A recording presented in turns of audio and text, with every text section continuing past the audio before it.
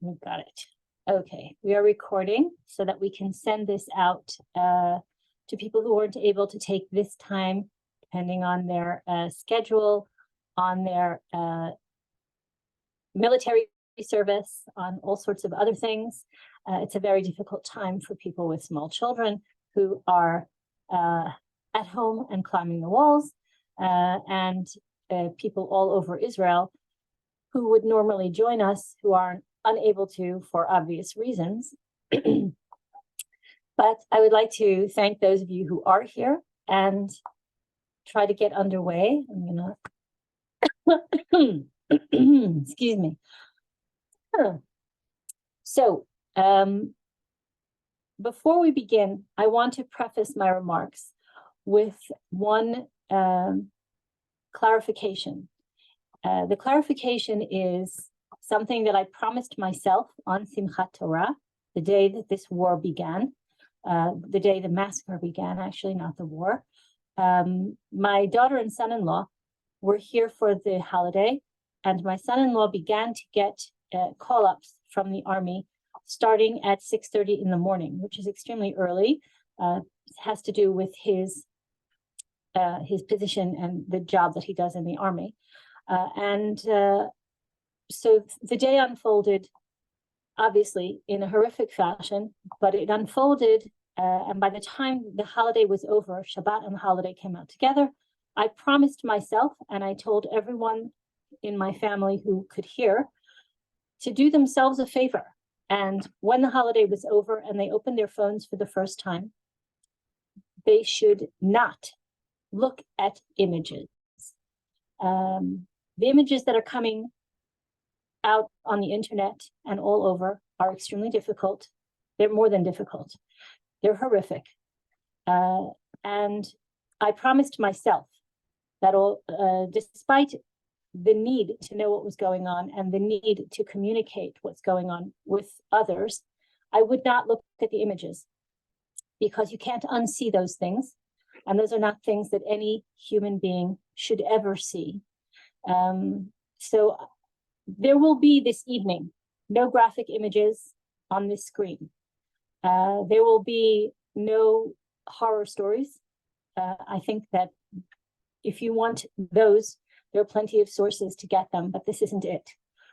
I'm also not going to talk about the numbers of people whom we have lost, who are missing, who are unaccounted for. None of those things is what we're going to talk about tonight. Tonight, what we're going to talk about is the big picture. That's generally what Regavim is involved in. It's what we try to do, and this is no exception. So the title of tonight's talk is also the title of an opinion piece that was published. I wrote it, and I'm going to try to flesh out some of the subjects in that rather lengthy for an op-ed piece, but not lengthy enough for this situation, and try to talk about how we got here and where we need to go. It's not going to be a blame game. It's not going to be who's responsible, who's at fault, where did this go wrong. All of those subjects will be certainly very, very carefully examined by others who are much more capable than I, and at a much later time. Right now in Israel, no one is concerning themselves with those things. The only thing we're concerning with ourselves with at the moment is fighting this war and winning this war. So anyone who wants to hear our Regavim's understanding of those topics is invited to hang on in there. And I'm going to now share the screen, and we're going to jump into a short presentation that I have prepared to try to give you some background into these issues. So my screen sharing is now. Okay. So I hope you're all seeing this slide presentation.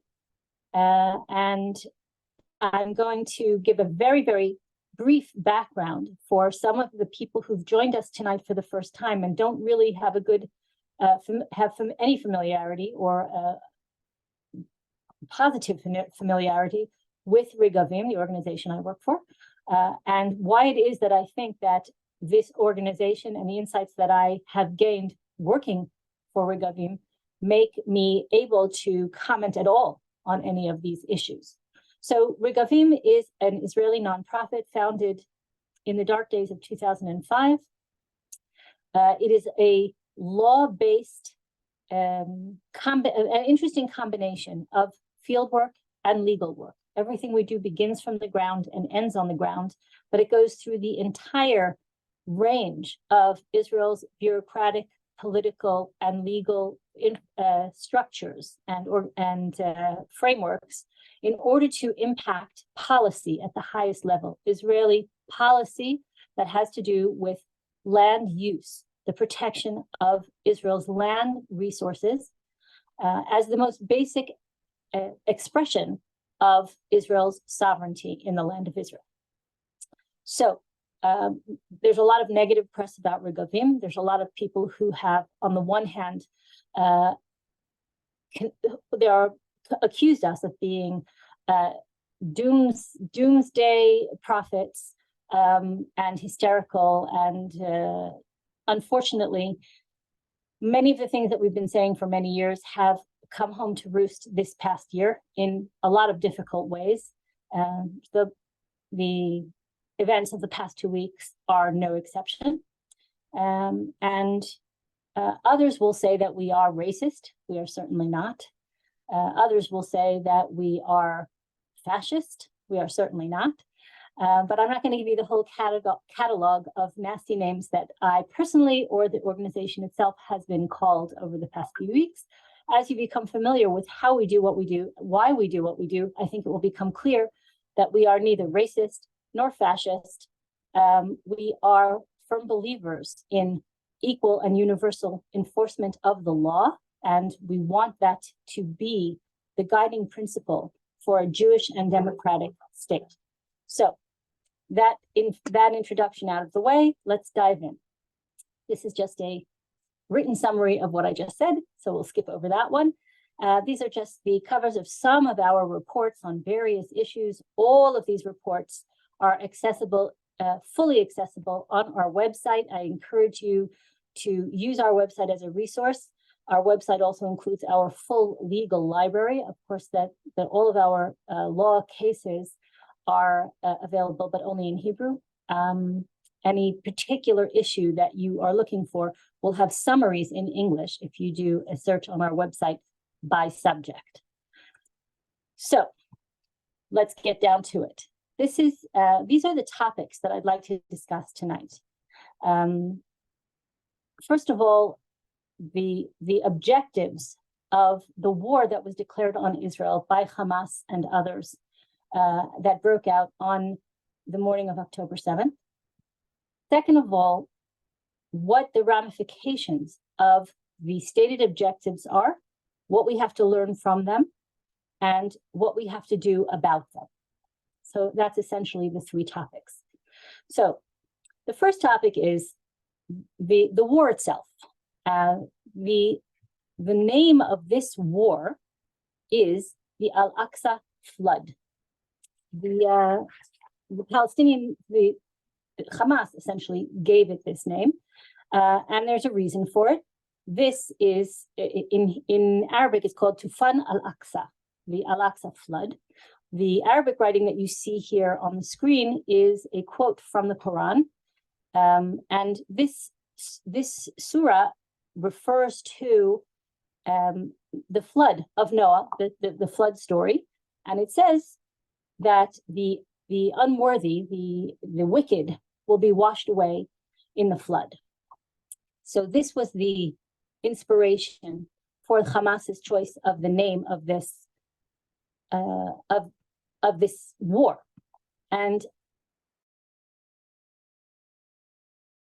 because it's not a coincidence that the name has to do with Al-Aqsa, right? The flood of Al-Aqsa, not the flood of Gaza, not the flood of Palestine, specifically of Al-Aqsa. For those of you who don't know, Al-Aqsa refers to the mosque on the Temple Mount, and that mosque has been the rallying point for murder of Jews for at least 100 years, actually more. And it is not a coincidence that every time there is a pogrom in the land of Israel, and in recent years, even elsewhere, the excuse that has been that has served to justify violence and bloodshed against Jews is the Al-Aqsa Mosque. So that is the name that was given to this operation, as they call it, the Al-Aqsa Flood. How do we know what we know about the objectives from the perspective of Hamas and its partners in this operation? Very, very simple. It's what you see here are documents recovered from the bodies of captured or killed terrorists in the south of Israel. For those of you who read Arabic, and I will stress that we at Regavim have a Arab specialist who read all these things, analyze them, translate and make available both to Israeli official sources and to the public through us things in Arabic from official Palestinian Authority, Hamas websites, also from documentation worldwide, translate interviews given to the international press by official spokespeople for these organizations. So all of the things that I'm showing you in Arabic here, anyone who's interested in precise official translations is welcome to contact me. But these documents tell us quite a lot. They lay out very, very carefully and specifically instructions for every one of the militants that swarmed the border and entered Israel on the 7th of October. So what were the objectives as they were laid out by Hamas? I'm going to read them to you because they're very, very specific. And what's interesting about them is what isn't said. Okay, so the objectives, there are specific, precise instructions for the people who swarmed the border and came into the Jewish communities of the Gaza envelope. First and foremost, to kill. To kill as many as possible. And it gave instructions about how to kill them. Now, how to kill civilians. We're not talking about soldiers. We're talking about children. We're talking about women. We're talking about whole families. We're talking about senior citizens. There are specific instructions in this instruction pamphlet that you see here about exactly how to carry out the slaughter of innocent civilians. Also, how to set them on fire, how to burn them alive and dead. Specific instructions about how to do all of these things. The second objective, and an ancillary objective, was to create as much destruction as possible and to film all of these things in order to demoralize, quote unquote, the Zionist enemy. So the Palestinian militants who came over the border murdered, maimed, and capped and did what you know they did, filmed it all and put it up on social media. So it's not as if we have to prove what they did. It's not some secret operation, and it's not our word against theirs. It's their word, period. So this is objective number one, was to cause as much death as possible.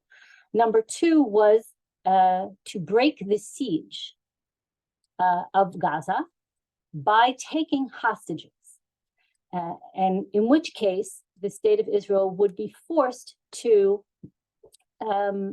open the borders in order to extract those hostages, and would be forced to negotiate with the terrorists. And in order to release those hostages, Israel would be required to break the siege and to release prisoners that are in Israeli prisons. Now, there are a few things that I will point out here. Number one is this operation specifically targeted civilians. There's also proof in these documents that for the past many years, the Arab, the Gazan workers that the state of Israel gave permits to come into Israel to work and to earn a living, because this was part of the concept that guided all of Israel's relationship with the Gaza Strip since the disengagement, was that if you give people an income and a way of making a decent living, they will have more to lose, there will be less unrest, economic incentives will keep Gaza quiet, and we will be able to coexist with them. Therefore, the state of Israel in the past year has had over 480,000 work permits, laborers coming in and into Israel every day and going home every day. So several things you have to ask yourself about that statistic. And that number, by the way, doesn't come from Israel, it comes from the United Nations.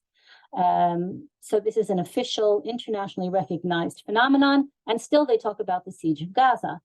But those workers, those laborers, those quote unquote normative people who came to work and earn a living and support their families actually were collecting intelligence to the point where these packets here, each of the terrorists was given data that was collected over the course of years. How many people live in each house? How many men? How many women? How many children? Do they have weapons in the house? Do they have an alarm system? Do they have a safe room? Do they have a dog? All of these things were part of these information packets, and the information, this intelligence gathering, was carried out right under Israel's nose as Israel gave work permits to thousands and thousands of people to come into Israel every day. This is not something that is even debatable. This is just plain fact and is part of the victory cry that is coming out of Gaza now, that their intelligence gathering, meaning the entire people of Gaza, have been enlisted in this massive campaign. So that's another thing that has to be noticed there. Another thing that you should note when they talk about negotiating for the release of prisoners for the hostages is that the hostages, first of all, taking hostages is a war crime. It's not that, okay, this is a great negotiation tactic. It is a war crime. It is against international law. It is a violation of all international accords to take hostages. It is certainly against any humanitarian law to harm hostages, to kill them, to rape them, to drag them through the streets, and to have children in Gaza beat and spit at Israeli captive children who were placed in cages and driven around the city of Gaza. So those things are left out of the equation for a moment, but also remember, please, that the hostages that we're talking about are of innocent civilians for the most part, and the prisoners that they would like to trade them for are actually terrorists who were caught, tried, convicted of acts of terror against Israelis and are in Israeli prisons. So already the equation is so skewed that it's not even worth even talking about the insanity of this whole thing. But what I'd like to point out is what's not in the objectives of the Al-Aqsa Flood war. What did Hamas not mention at all in the objectives of this war? The answer is statehood, Palestinian state, two-state solution, one-state solution, and anything, nothing. That is because there are two objectives that are always running on parallel tracks when you're talking about the Israel-Arab conflict. One of them, they say, is statehood, and the other, plain and simple, is what you see here in all these documents, and that is to murder as many Jews as possible.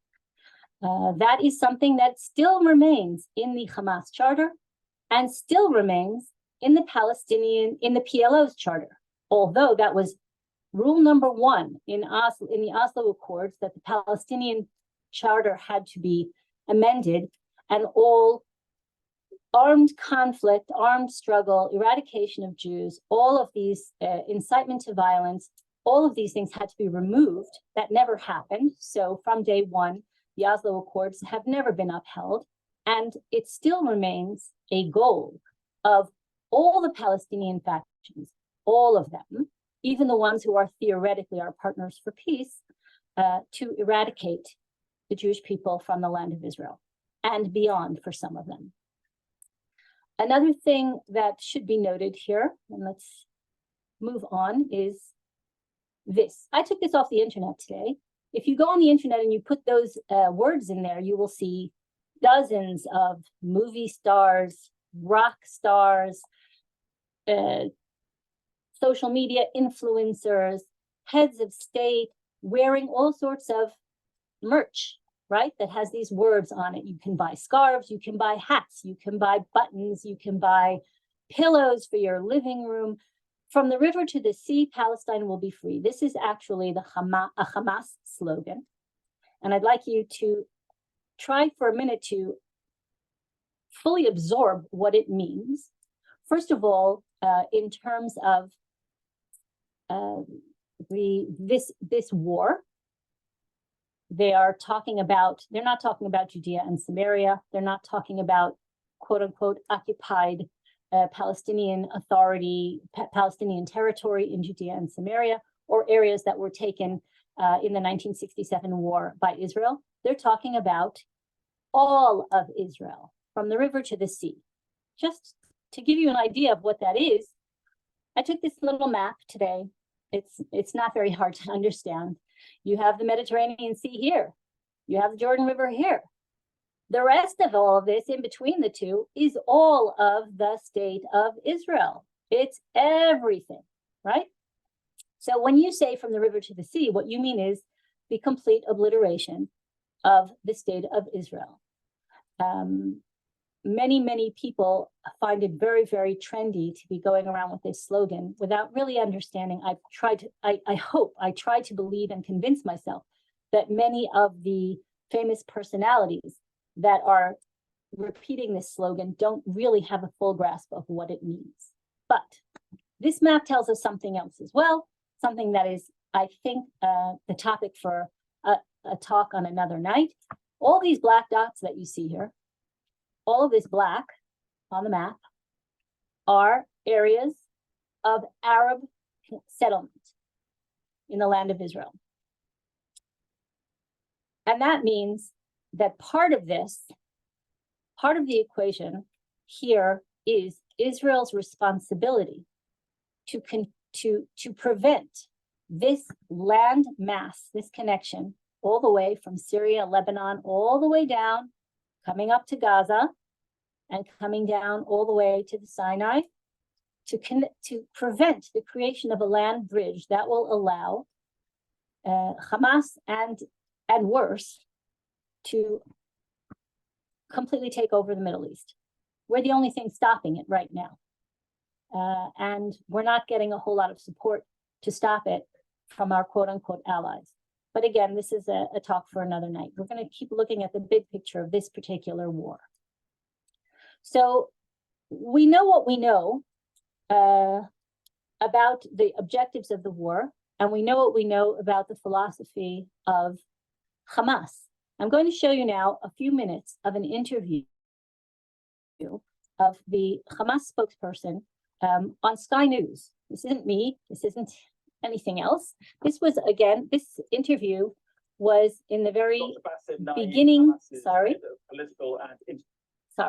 This was at the very, very beginning, in the first days of the war, when the numbers were not completely clear yet. Of course, they have more than doubled since this conversation, unfortunately, the death toll all around. But I'm going to play you just the first few minutes of this interview because it tells us a lot about what the objectives of this war are, and what it is that we're up against. So bear with me for 3 minutes. National Relations joins me now from inside Gaza. And answer me this first of all. How does murdering hundreds of women and children and massacring young people at a music festival and kidnapping innocent civilians further the cause of the Palestinians? Thank you very much. I am really shocked that you, as a well-respected journalist and well-respected channel, to adopt the Israeli propaganda. I think no one can confirm any of these news.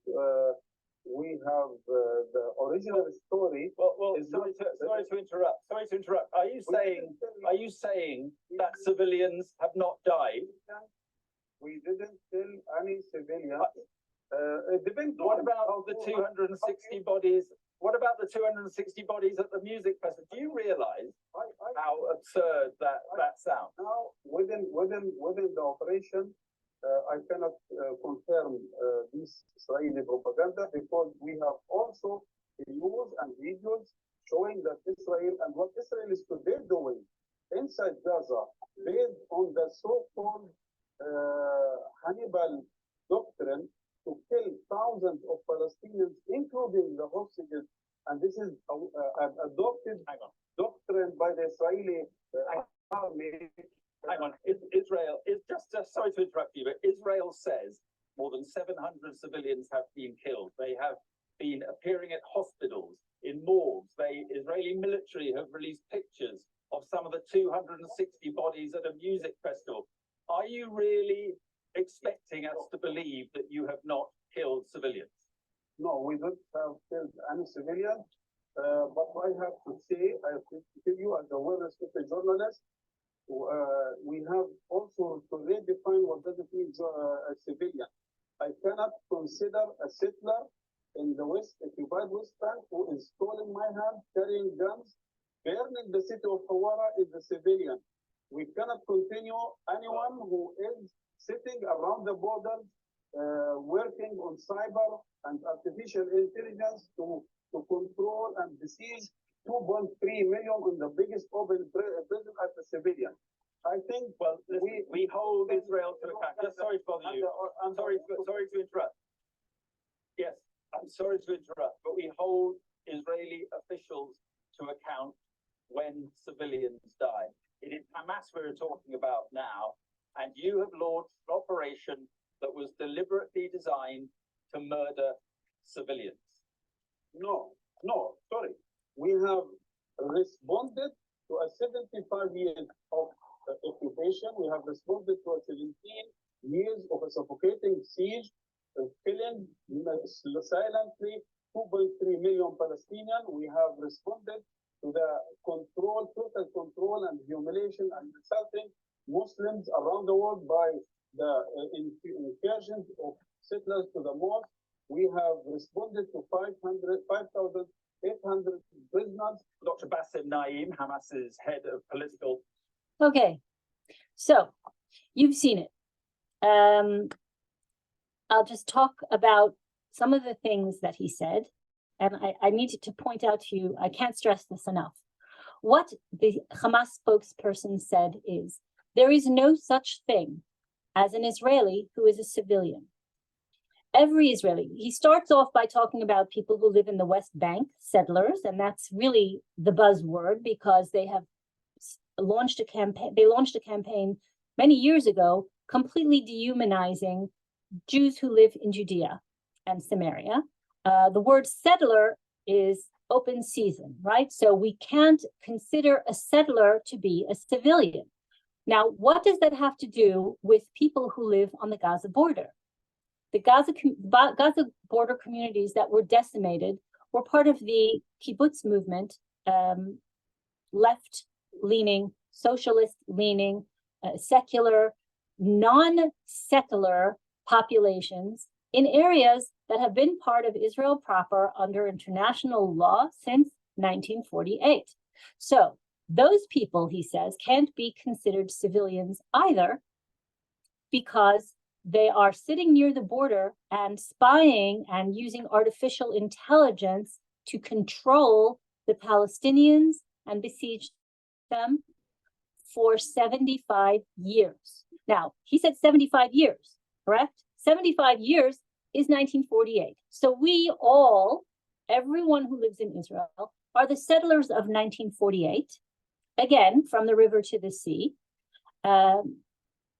You just have to be sensitive enough and aware enough to understand what it is that Hamas believes, and that is every single Jew in the land of Israel is a settler and is a legitimate target for murder and eradication because we are occupying the Palestinians' land. That is what he said. So the siege, quote unquote siege, and again, the prisoners, which we know are convicted terrorists, all of these things are in this one interview, but it is quite mind-boggling that he can get on international media and say, all of these people are legitimate targets because they're not civilians.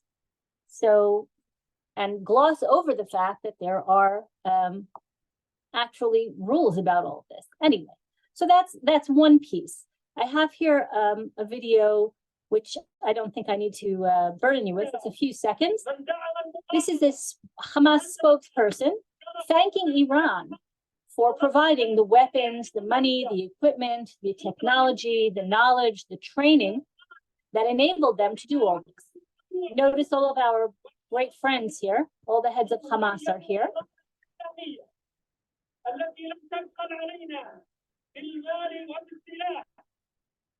I won't burden you with that, too much of that, but so Iran is behind all of this. Iran has provided all of the weapons. Iran has provided the money, the training, the coordination, and Iran provides those exact same things also in the north of the country, along Israel's northern borders, to Hezbollah. There is no difference between Hamas, Hezbollah, and all the other factions that took part in the massacre in the south of Israel on Simchat Torah. That includes the Palestinian Authority. That includes Fatah, which is the main constituent party of the Palestinian Authority. That includes Palestinian Islamic Jihad. That includes the PFLP, the People's Liberation Front for Palestine. All of these quote unquote factions, which for years international media has tried to convince us are at war with one another and have different goals. It's all false. They all worked together. Hamas militants and Fatah militants all put up pictures of themselves on social media, taking part in the massacre, in the looting, in the beheadings, in the burnings, and they brought home spoils of war back to Ramallah. All of these things we've been misled. The international opinion has been misled that there is a difference between these factions. In fact, they simply divided up the roles amongst them and have played out this giant hoax. They share the same goals, and they may have until now used different tactics, but they are one and the same. So why is this not moving? Why are we not? So we know what we're up against. We know who's behind it. And we have to try to figure out now, what does international law say in terms of Israel's options at this time? There is international law. There is quite a lot of international precedent about a state fighting against a non-state entity or a terrorist entity. There is international law on these matters and precedent, and you can ask anybody in the United States what happened when they had to go to war against Al-Qaeda. What happens when you have to go to war against ISIS? These are non-state actors, and they are terrorist organizations. There are legal definitions for all of these things. If anybody's interested in seeing them, I would be more than happy to send you the relevant United Nations and International Committee of the Red Cross definitions of what is a terrorist entity and what is genocide and all of these other legal categories. But bear with me and let's say that we are up against a non-state terrorist actor. What options does Israel have? So international law is based essentially on principles that were enunciated first by Thomas Aquinas. That is where they come from. And Thomas Aquinas says we are people with a moral code, and that moral code is as applicable in times of war as it is in times of peace, with certain caveats, within certain boundaries. The first principle is that in a time of war, we will only aim at legitimate targets. So as you saw in the interview that our Hamas spokesperson gave, they have redefined the entire concept of what is a legitimate target based on racial parameters. Any Jew living in the land of Israel, because they are a Jew and not an Arab, is a legitimate target. That is a complete violation of law, of international law. The state of Israel, on the other hand, does act against legitimate targets, focusing on either active combatants or on military installations. It goes out of its way to warn civilians out of the area, to give them fair warning and time to evacuate, and actually does uphold the law. The second principle is that the degree of violence will determine the degree of tolerance for collateral damage. That means that if you are fighting a world war and your opponent has used nuclear weapons, you can't be expected not to respond because there might be civilians who will be hurt. Collateral damage is an accepted part of war, according to any and all concepts of international conduct of armed conflict. There is collateral damage. The question is how much. And so there you will have your question of proportionality, which you will hear over and over again. But collateral damage is an accepted element of armed conflict, and it is inevitable. The state of Israel has gone to great pains to reduce that collateral damage, but in no way can collateral damage in a time of war be considered either collective punishment or a war crime. That is simply not the case. No matter who tries to paint it that way, international law does not consider collateral damage in a time of war to be either a war crime or collective punishment.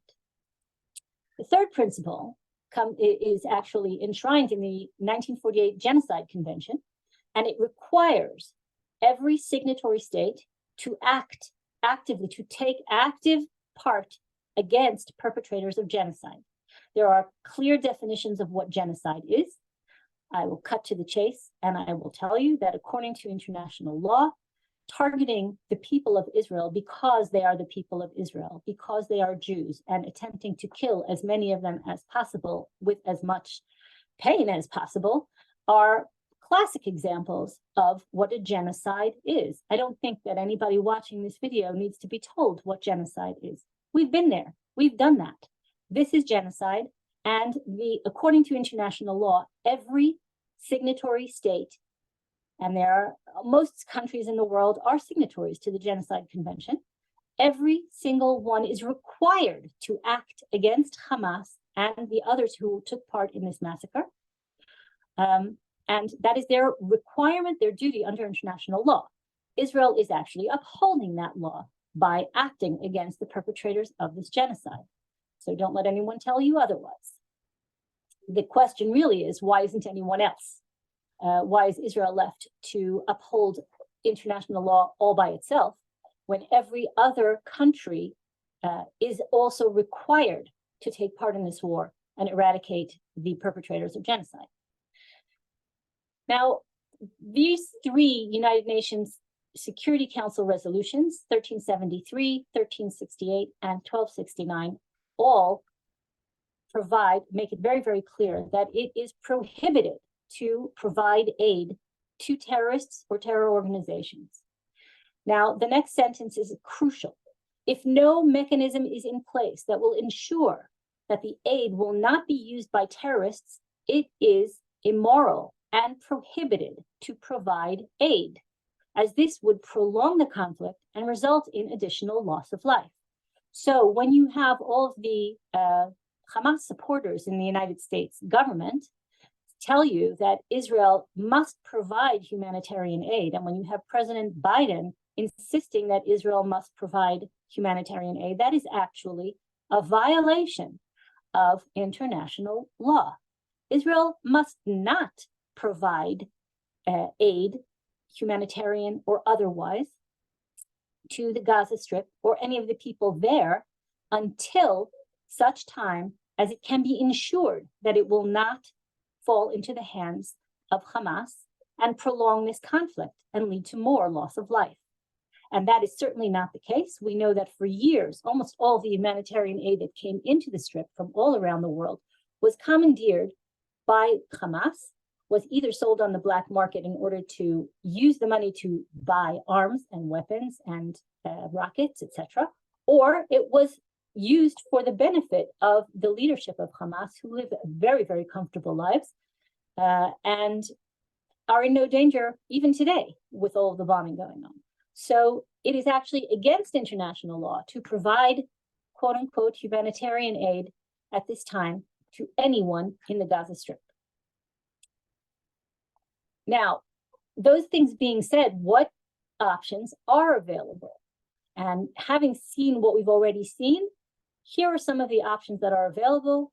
The ones that Israel already has recommended is to place the Gaza Strip under siege, but this time for real.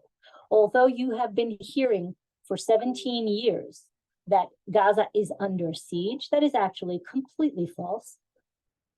Many tons of supplies, medicines, food, water, electricity are all provided by the state of Israel to the Gaza Strip on a daily basis for years. There's no siege. There has, however, at this point, since the hostilities, the state of Israel did declare that a full siege on the Gaza Strip. Unfortunately, President Biden is now undermining that siege, but we'll get to that in a moment. A siege is a recognized legal tool in a time of war that is designed to end the conflict by forcing surrender, limiting the loss of life on both sides. So when Israel enforced this siege, it was not only within its rights to do so, this was the best possible method of ending this conflict and removing the hostile enemy on the other side through siege rather than through having to bomb civilians. So that's number one. Number two, evacuation of the civilian population. Please be aware that this is the most humane thing that anyone can do for the uninvolved people in Gaza, if there is such a thing. We'll get to that in a moment. But evacuating the civilian population is not a prohibited transfer.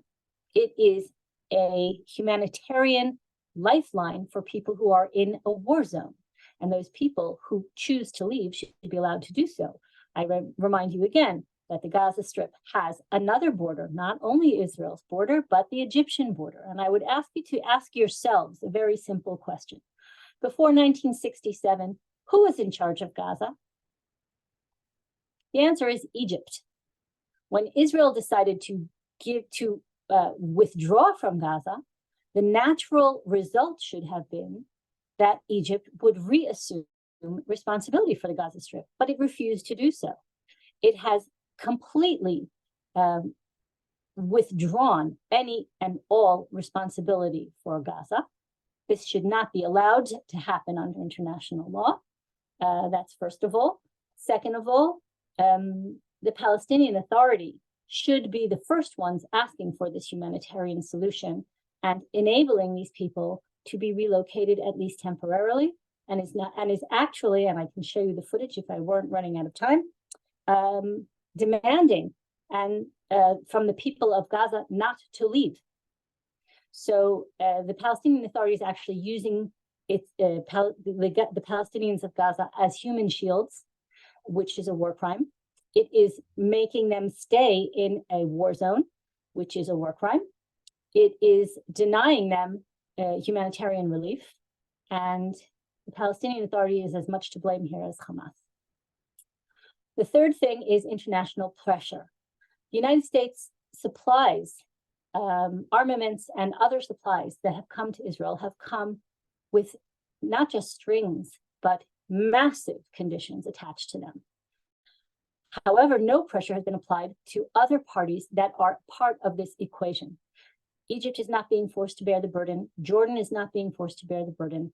None of the other Arab countries that claim to be involved in peacemaking efforts have made any offer whatsoever, quite the opposite actually, to provide safe passage or haven for people from this war zone.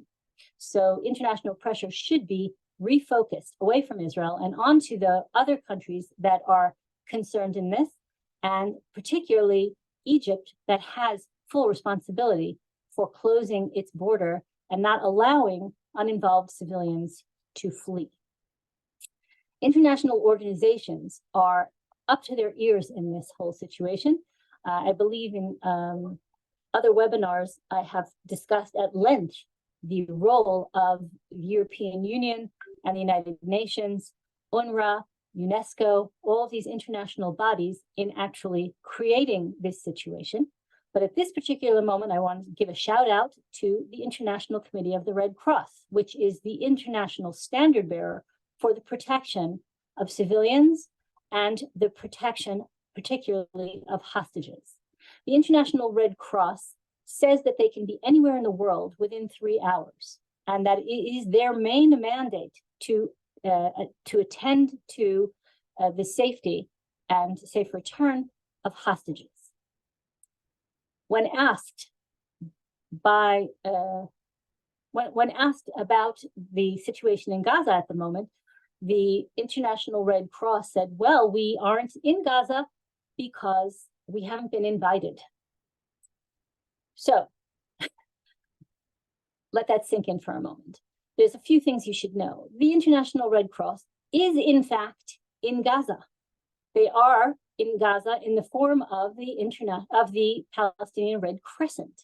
The Red Crescent is a full member organization of the International Red Cross.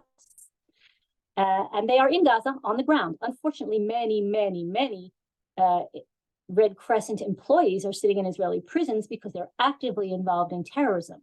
I can show you dozens of examples of Red Crescent ambulances being used to transport terrorists, explosives, using human shields of actual people as they are transporting explosives, arms, and terrorists from one place to another. I've also, they provide cover for terrorist actions, block roads with ambulances, all sorts of illegal things. But the hypocrisy of the International Committee of the Red Cross, not to expect its member organization to act on behalf of the human beings who are now captive in Gaza, or to expect the Red Crescent in any way to fulfill its mandate as a humanitarian organization is appalling.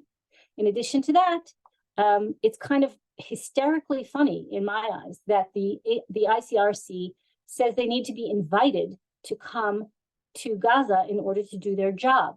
So we asked them, who needs to invite you? And their first answer was, well, the state of Israel, because they're in charge. And we kind of pointed out that the state of Israel is not in charge and hasn't been in charge of the Gaza Strip in a very long time. Hamas is actually in charge. And they said, well, then Hamas would have to invite us. And we kind of responded, well, how often does it happen that the people who took the hostages are going to invite you to come in and attend to the hostages? No answer, as you can imagine. Okay, so those are the international organizations. They need to, full pressure needs to be applied. There should be an international outcry that these organizations are finally showing their true face. They are completely anti-Semitic and treat Israelis and Jews as if they were subhuman.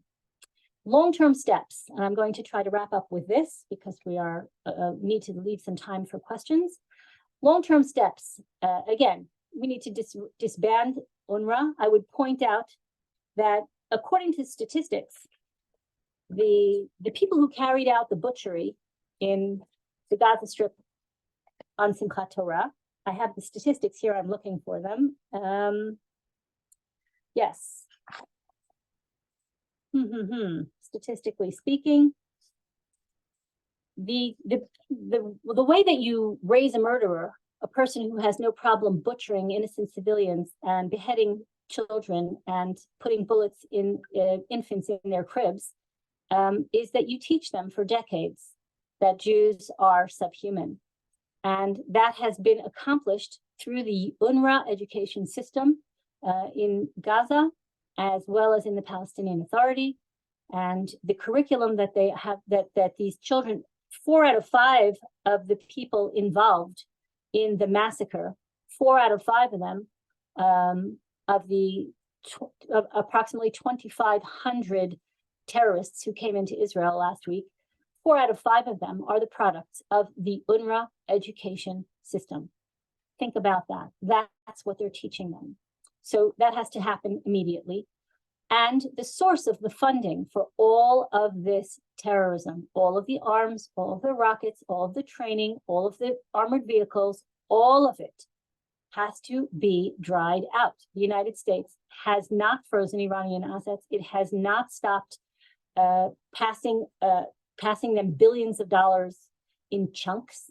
I would also point out that the sanctions against the Iranian ballistic missile program expired, not with a roar, but with a whimper yesterday. And no one did anything about it. So soon Iran won't even need Hamas anymore because they'll be able to use ballistic missiles and do the job themselves. This is something that every American taxpayer should be thinking about. That's where your tax money is going. So those are the long-term steps. Some of them that from the larger, the overarching steps. I cannot speak to military strategy. I am not a military person. I am not a strategy person. I leave that to others. But in terms of policy, in terms of diplomacy, in terms of the international framework for all of these atrocities, those are some of the things that I think can be done. And I'm going to skip over this because this is just the screen that the slide you're seeing right now is my usual way of ending a lecture or webinar, but I think it's kind of inappropriate right now. What I will tell you is this. People ask me what they can do right now, and there are many worthy emergency funds that are doing one of two things. One is to get equipment, life-saving equipment to IDF soldiers.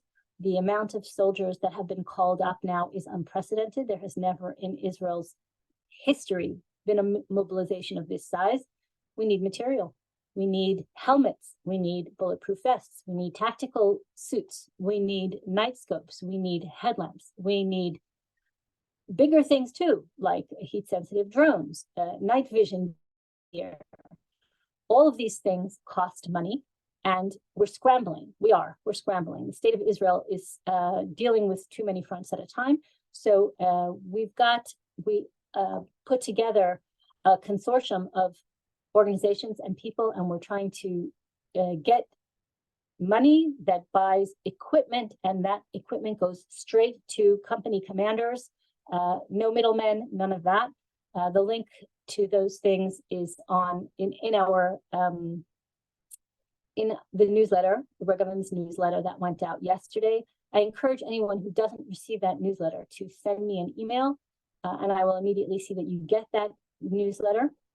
That's just an aside. A second thing is you can go on JGive, and JGive has a fund that they've put together, also a consortium of organizations, charity groups, private individuals, they have a very, very respectable board that decides which projects to fund, and that includes trauma units, that includes social workers, that includes food and clothing for people whose homes in the south of Israel were decimated, and they are left with literally nothing but the clothes on their backs that they ran away with. So we're trying to redo all of that. there's a lot of places to put emergency funds right now, and I encourage you, anyone who's able, every donation helps, and it's important.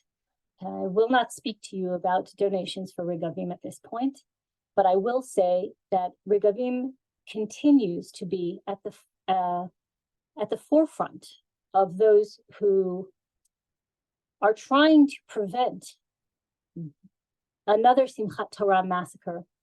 I can tell you that what we see on the ground throughout Judea and Samaria is extremely worrying, and it has been for a very long time. Anyone who follows Regavim's work knows that we are the source of information regarding illegal construction. This is strategic, and it is there to create precisely the kind of threat that blew up in our faces 10 days ago.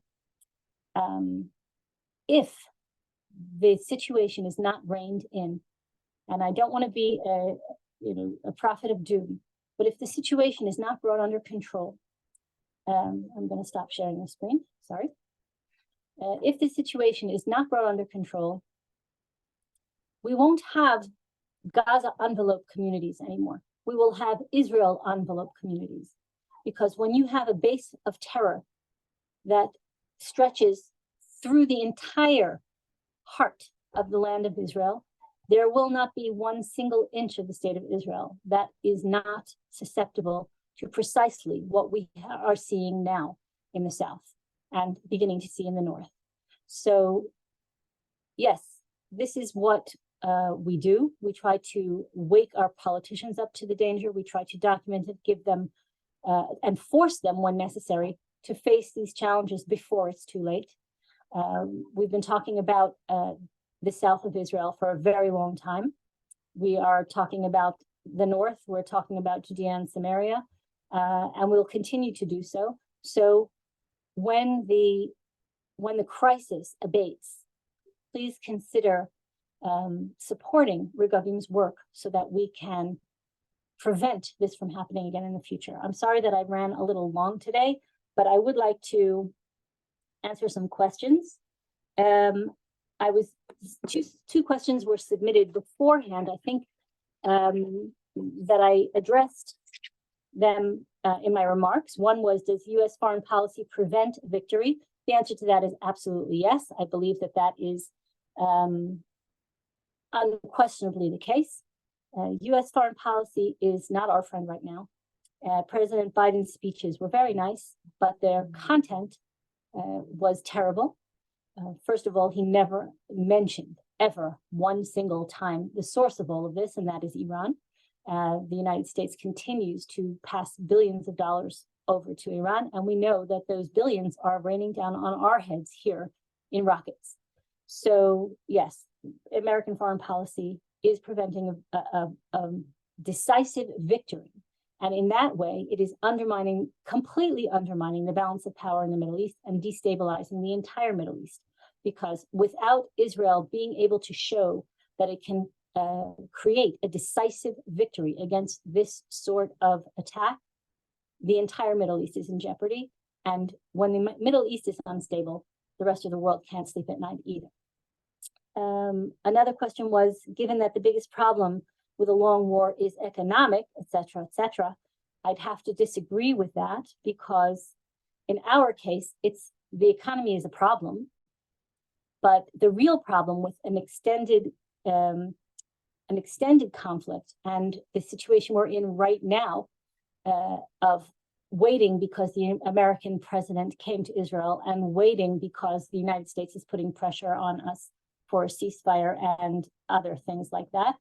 The real problem is that we're allowing our enemies to regroup, to rearm, and to move our hostages to places far away from where we can get to them. So that's the real problem with the protracted conflict at the moment. Every day that goes by, our position gets worse, and we have the Americans to thank for that as well. So I apologize for that. I don't like to diss the United States of America, but we're having a very, very, very different outlook on these things right now. I would say the United States has its own realpolitik, and we have to have our own as well. So those are those two questions. If there are other questions, I'm going to look here and see. Two other, if there are anyone out there who has a question. Yes. Yeah. With the enormous American sea battalions on our shores, I'm feeling less and less safe. And what you've told me today just verifies my thinking. What is their purpose? I feel like it's to hobble us. I can't say that you're wrong. What we were told when they said they were going to be moving the ships into range and into our area was that it was supposed to deter any involvement of Hezbollah, Lebanon and Syria, essentially. And we've seen that that is actually not the case. We have had quite a lot of activity on the northern borders today, and I don't want to start a whole new conversation about what's happening in the north, but Israel is extremely limited in what it can and cannot do right now because of that American presence. So you're not wrong, let's put it that way. Another question? Hi, it's Tamar. Yes. Naomi, where does the equipment come from that dresses and arms the IDF and the reservists? Isn't it Israeli made? Not all of it. Not all of it. So the United States provides quite a lot of, look, the deal was that Israel would not develop its own manufacture of arms and would rely on the American manufacturer of arms, with the understanding that the United States would always supply whatever was needed in terms of spare parts, in terms of ammunition, in terms of all the other things that go with a piece of equipment whenever Israel needed it. But of course, right now we're seeing that the United States has conditioned all of that on certain Israeli behaviors, which are to our detriment.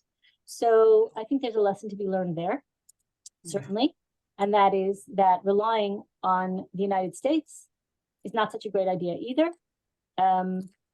And we need to be self-reliant.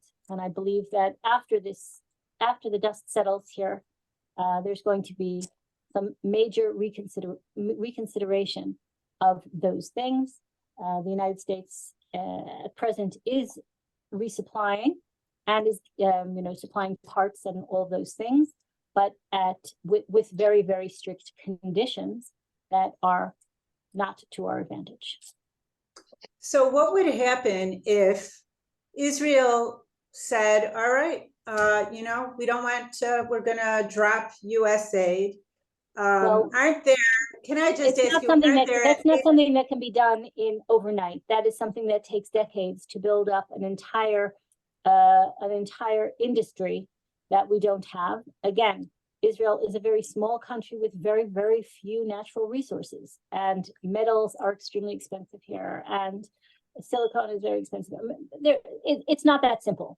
Okay, I'm just curious. There are not 10 very extraordinarily wealthy Jews in the world who support Israel and could, pay for it or give Israel the resources. Amar, do you know how much one airplane works? Do you know how much one airplane costs? One airplane, one. It costs $135 million. It's not something that individual Jews can do. We're not planting trees. This is a massive industry on a global level, and it's a national budget. It's not something that individuals can do. This is going to take some rebuilding from the ground up. Again, this is not an area of my expertise, but we are not in a good position right now. And we're walking a very thin line between doing what we need to do and doing what the Americans tell us to do. So we'll Do continue to you walk think that line. do you think there's going to be a ground invasion? I'm not going to answer that. I'm going to wrap up here. I'm not a prophet. I'm not a military strategist, and I am not yet the Chief of General Staff. So we're going to leave it at that. I would like to, before we go, I'm going to give you a little bit of a gift. I'm going to leave you. I'm going to try to share one very short clip. The person you're about to see is a very, very well-known British actor. And he put this up on his Instagram account, and someone sent it to me about an hour ago. And I'd like to share it with you and part with you with this. Okay. Let's see if I can get it to play. I just want to say credit to Hamas. You know, they may cut the heads off babies, and they may rape women and set fire to Holocaust survivors. They may kidnap children. But boy, are they trustworthy when it comes to mathematics. And boy, can we rely on what they say when it comes to their statements. Because within 1 minute of the hospital being blown up allegedly, within 1 minute they managed to count 500 casualties. Within 1 minute the bomb gun off. It's incredible work. You know, and just think about the context in which they managed to count 500 bodies in 1 minute. There was a war going on. There was explosions. The hospital was on fire. There was flaming planks of timber falling down, sirens going off. But yeah, Hamas managed to crawl around, and within 1 minute they counted 500 casualties. And good on the BBC and good on the world's media for just reporting that as gospel, because I think rapists and baby killers are reliable people. Why would they lie? Why would people like that lie? Why would people whose charter explicitly calls for the extermination of every Jew on earth, why on earth would they lie? What possible reason would they have to lie? Okay. So with that, I leave you with some thoughts about where we're getting our information from, who we're listening to, what they're saying and what they're not saying. I thank you all for your time. I welcome your questions. My email is Naomi, Naomi, @regavim.org. Please send me any questions you don't think I've addressed. Please send me your requests for getting our newsletter so that you can keep abreast of the larger policy issues that we are contending with. And anything else that you want to send along, I'll be happy to see in my email anytime. Thank you all, and we hope that next time we meet, it will be under much happier circumstances and with much better news to share with you. Be well, everyone.